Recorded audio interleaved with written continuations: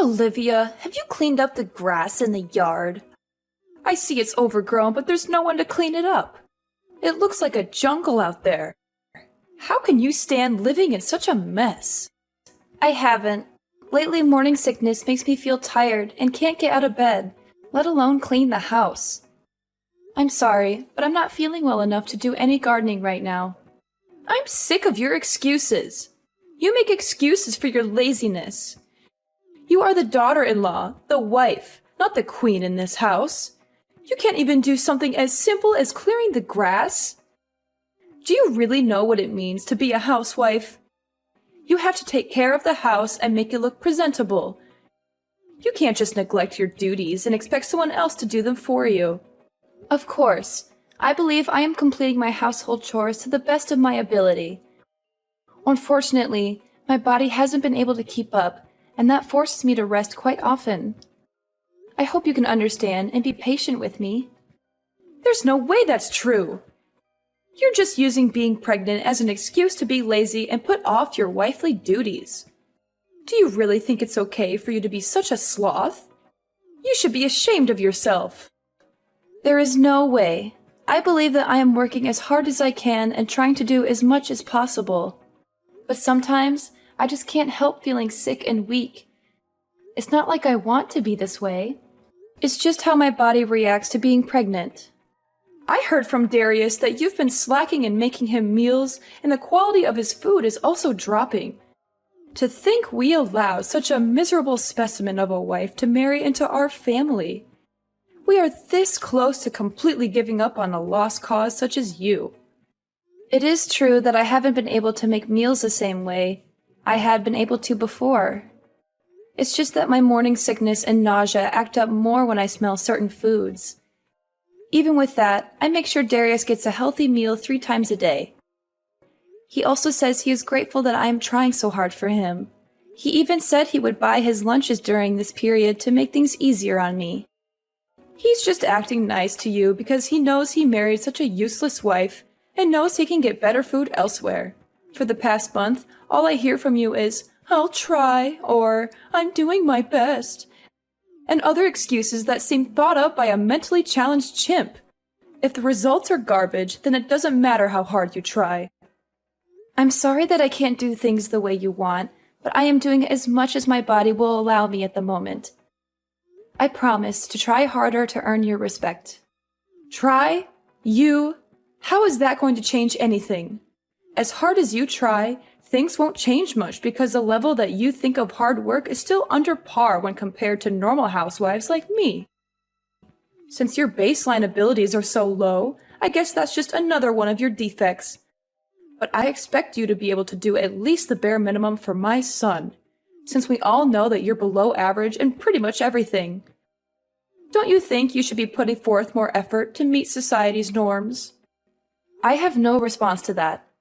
While that may be true, I'm sure I could do more if I was able to get more advice and support from you, my mother-in-law. You want my support? Why would I lend my support to someone who doesn't try hard themselves? If you want my support, you need to earn it. No way in hell will I help someone as lazy as you and only good at giving excuses. You probably tricked Darius into having a child with you, right? What do you mean? That makes no sense at all. You wanted to keep living the sweet, easy life of being a housewife. So you are using Darius to support your lazy lifestyle and guilt him into going easy on you by getting yourself pregnant. You're just taking advantage of Darius because he makes good money, aren't you? And by having a kid, it'll be harder to cut away a parasite like you.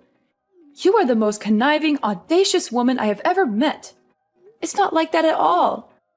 I loved the job I had before we got married, and I was raised to be self-sufficient by my family. Darius knows how much that job meant to me, and even he was surprised when I quit it to follow him when he got transferred to the main office. We agreed that I would do work around the house until I found a new job, but then we found out I was pregnant, so that got put on hold. I fully intend to go back to work once our child is born and things settle down. A likely story. You say that now, but I know that you finally understand that lazing around the house and doing the bare minimum fits your millennial brain. You're just going to find some excuse to keep working as a housewife and live off Darius's hard work. It is so easy to see through the shallowness of your personality and your belief in your own entitlement. I know that women like you, who are a little pretty, use their charms to nab a guy better off than themselves so they can lead a life of luxury and do almost nothing in return. I can't stand the sight of your generation that has had everything handed to them on a silver platter, thinking that they can continue to get through life leeching off others. It may be true that my generation had it easier than those before it, but isn't that what all parents strive for? I too want to work hard so my children don't have to go through as many hardships.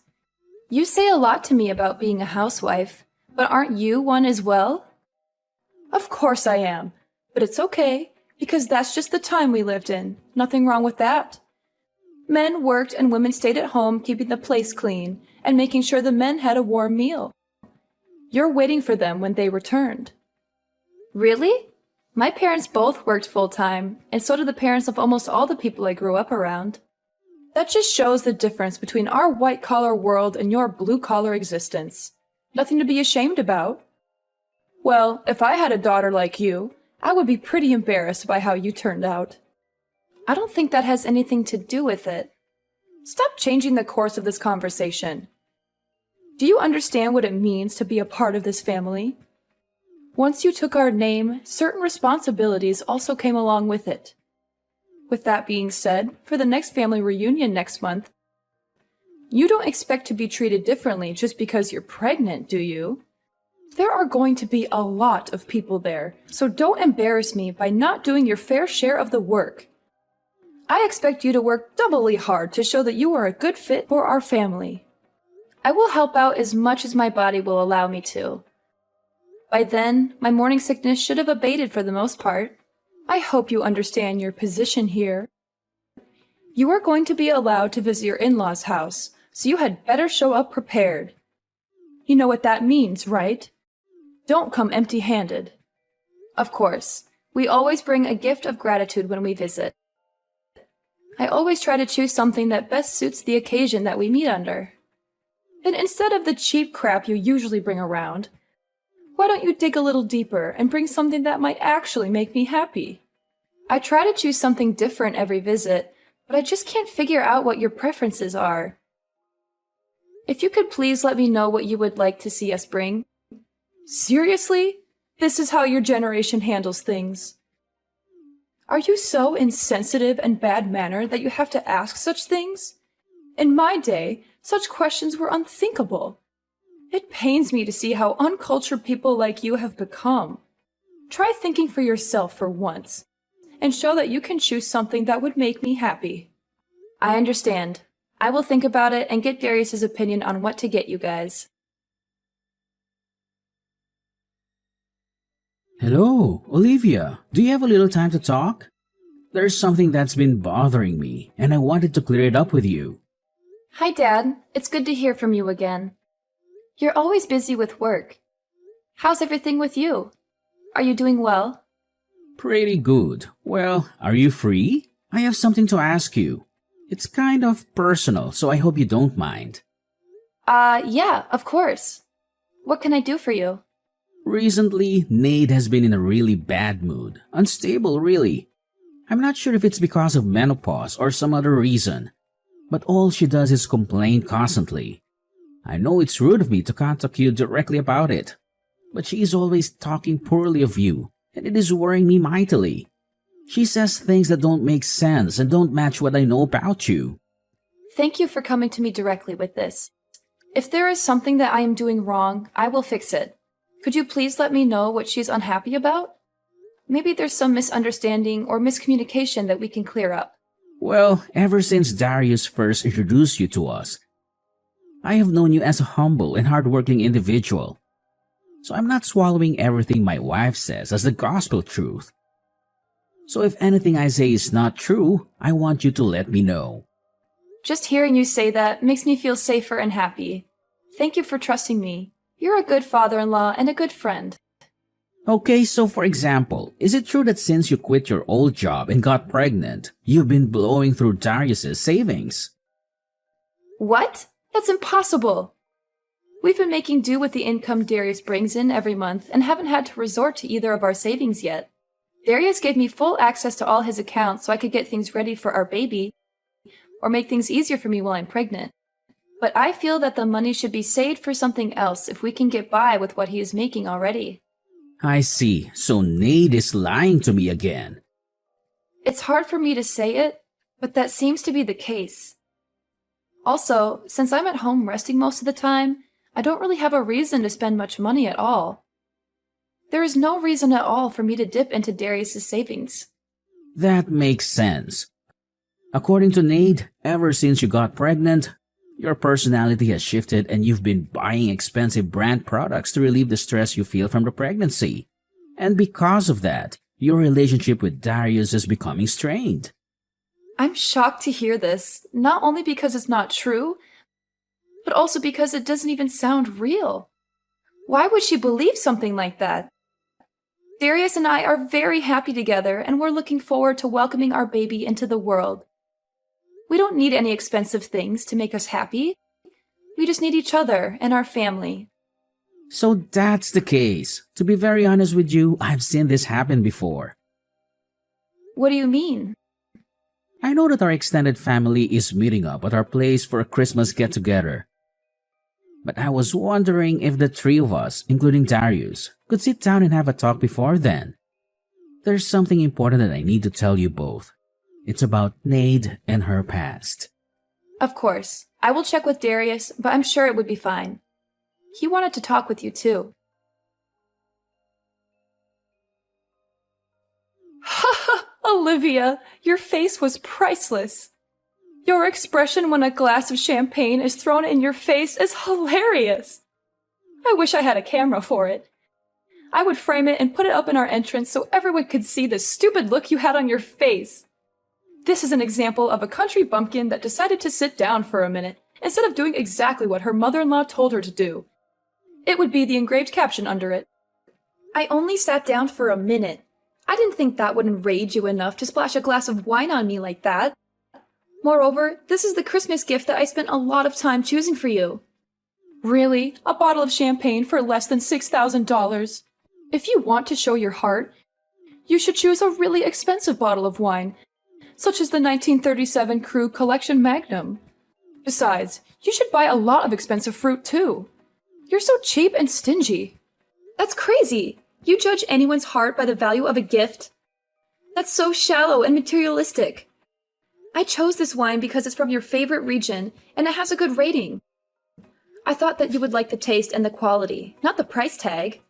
I may not care about the gift's value to others except you. You're such a lazy, useless woman. Look at your brother-in-law's girlfriend. She's so cute, capable, and knows how to please. She brought me a diamond necklace and a bouquet of roses. She's 1,000 times better than you. You're going too far. You watch your mouth. Did you really think you could take a break just because you're pregnant? How weak are you millennials anyway? It's in our house rules. Wives need to be eternally on their feet ready for work. As soon as you decide to marry my beautiful boy, you agreed to live by my rules. So I expect you to work regardless of your physical well-being. I was helping out the entire day without rest. Not even being allowed to rest for a minute is too harsh. This is supposed to be a family, not an Amazon warehouse. It was like this when I married into this family. So I expect you to follow the same rites of passage. It's even within my authority if I decide to knock you to the floor when you are in my way or moving too slow. Are you serious? You have to be kidding. That would put the child I carry in danger. Then it's your responsibility to protect them by not being lazy and working hard. It doesn't matter if you're pregnant. You just married into our family, so you need to sweat, blood, and tears to earn a place here. Next time I catch you resting even for a blink, you will find your ass on the curb so you can think about how useless you are being. Don't worry, I'm never coming back. Like you have a choice. When Darius wants to see me, you will have to tag along as well. Then I can give you a piece of my mind. Wrong. Neither Darius nor myself will ever breathe the same air as you ever again. Tonight was the last time you will ever lay eyes on either of us. Thank you for showing me how not to act as a mother-in-law when my children bring home their partners. What on earth are you talking about? Who do you think you are talking back to me like that?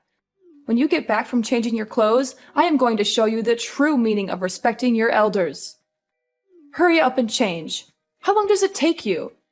This is what I'm talking about when I say you are a slow dimwit. Darius has already sneaked me out of the house, and we are on our way home. Since you will never see me again, you no longer need to waste your anger on me. Please find something else to vent your frustration on. Maybe knitting, jogging, joining the army as a drill sergeant. Don't give me that nonsense. Once you marry into my family, you'll be expected to be obedient as an in-law. Once Darius read that you would kick me out of the house in this weather, he snapped.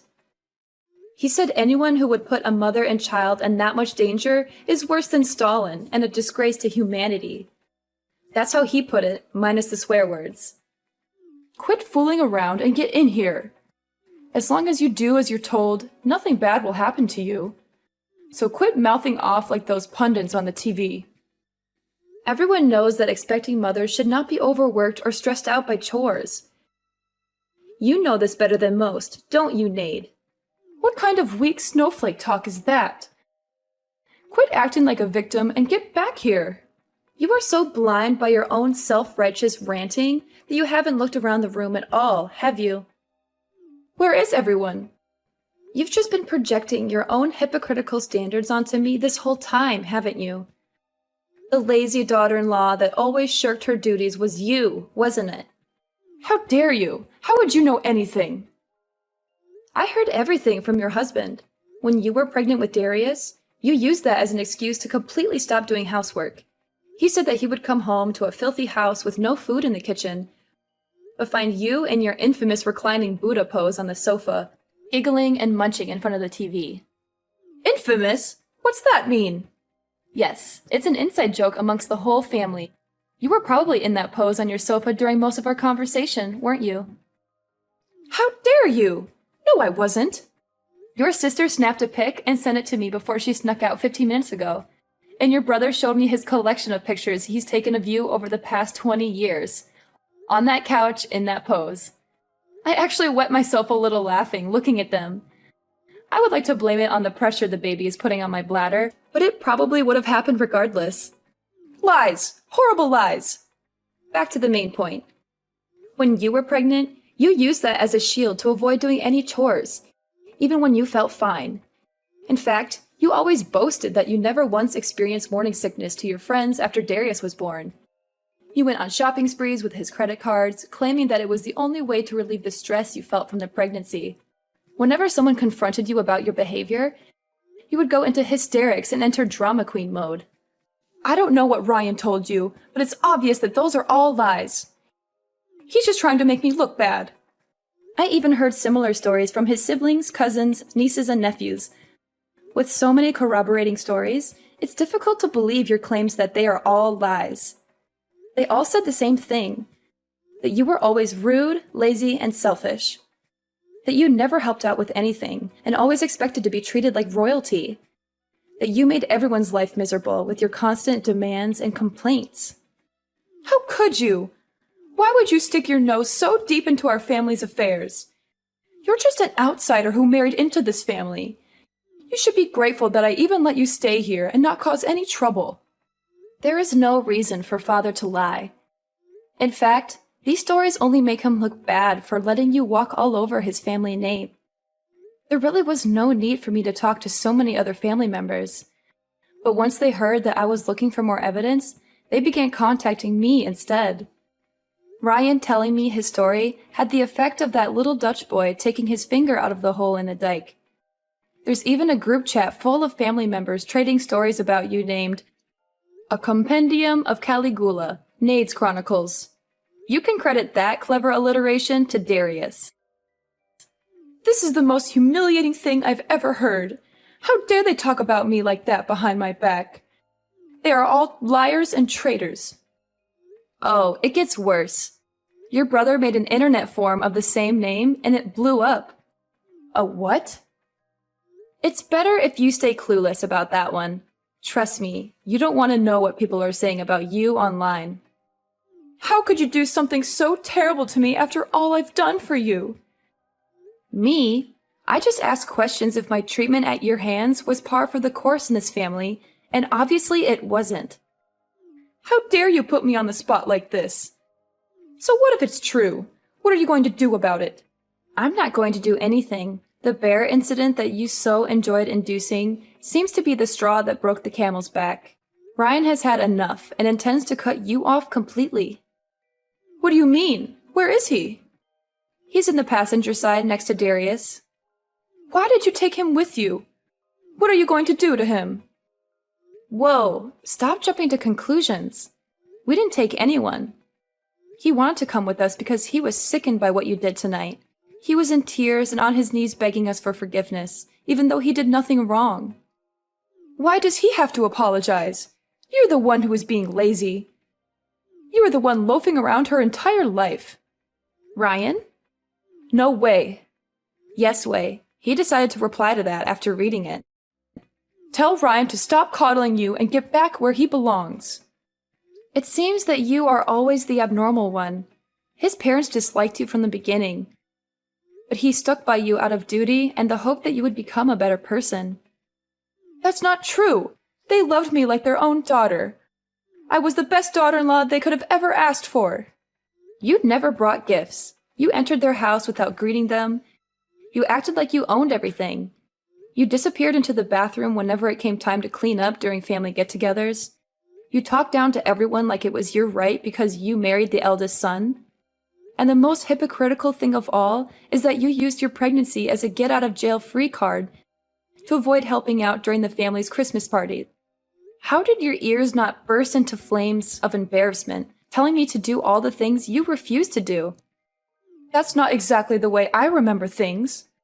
Maybe it's possible something like that may or may not have occurred in such a way at one point in time, if viewed from a certain way in a specific context. You could have made a fortune as some politician's speechwriter. You, even bald-faced, lied to me that you were treated the same way you were treating me. Ryan's family was nothing but accommodating to your selfish outbursts and diva-like outlandish actions. Then you had the gall to force all your work onto your son's pregnant wife. You never lifted a finger to help with anything, but you always complained about everything. Well, I'm not young anymore, so it's only right that a younger person works harder than an older person. It's the natural order of things. You should respect your elders and do as they say. You are only 45. My mother and aunt are in their 50s, and they still work full-time jobs in addition to doing house chores. They never ask for anything in return, but they always give generously to others. They are the true examples of respectable elders, not you. I think I have arthritis and cataracts, so it's dangerous for me to work too much. I need to rest and take care of my health. Well, new excuses. I've heard enough. I am tired of your bullying. Darius and Ryan are done with your indolent and reckless behaviors. So before you can harm me or the life I carry within me, we will leave your life. Wait, what do you mean by that? Speak more clearly. Come back here and say that to my face, you coward. I already said that I will never share the same building with you again. Darius and Father won't allow me, and I don't want to. None of us want anything to do with you anymore. Brian will return in time, but when he does, it will be to make sure you leave his house. What? Why do I have to leave my own house? He's done with your erratic, hypocritical outbursts. He said he was fine overlooking your behavior up until now, because it only made him look bad and didn't directly hurt anyone. But once you threatened the happiness and health of his son's family, you had gone too far. Fine. So as long as I let you ignore doing housework around here, it'll be fine, right?